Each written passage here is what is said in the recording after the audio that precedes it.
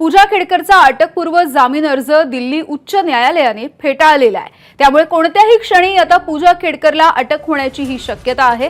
हे प्रकरण म्हणजे फक्त यूपीएससीचं नाही तर समाजाची फसवणूक झाली अशा शब्दामध्ये कोर्टाने आता ताशेरे सुद्धा ओढले आहेत।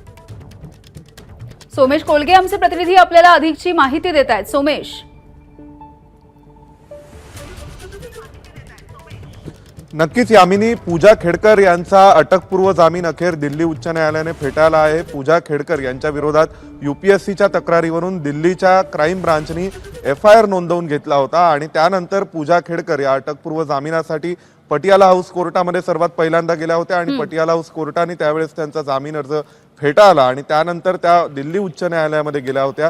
दिल्ली उच्च न्यायालयाने त्यांना प्रत्येक तारखेपर्यंत अटकेपासून संरक्षण दिलं होतं आणि जवळपास 8 ते 10 वेळा सुनावणी झाल्यानंतर अखेर शेवटची सुनावणी ही झाली आणि झाल्यानंतर आज महिन्याभराने याविषयीचा आदेश येतोय आणि या आदेशामध्ये आपल्याला कळतंय की पूजा खेडकर यांचा अटकपूर्व जामीन हा दिल्ली उच्च न्यायालयाने फेटाळलाय। पूजा खेडकर यांना अटकेपासून संरक्षण द्यायला दिल्ली उच्च न्यायालयाने नकार दिलेला आहे। यूपीएससीच्या तक्रारीवरून दिल्ली पोलिसांनी जो गुन्हा दाखल करून घेतला होता त्या गुन्ह्यामध्ये आता पूजा खेडकर यांना कधीही अटक होऊ शकते। विशेष म्हणजे दिल्ली पोलिसांनी पूजा खेडकर यांच्या जामिनाला विरोध केला, त्याच रीतीने यूपीएससीने सुद्धा पूजा खेडकर यांच्या जामिनाला विरोध केला होता। तसंच हे संपूर्ण एक मोठं नेटवर्क असू शकतं, यामध्ये अजून कोण कोण सहभागी आहेत त्यांचा आम्हाला तपास करायचा आहे असाही युक्तिवाद हा पोलिसांनी आणि यूपीएससीने केला होता।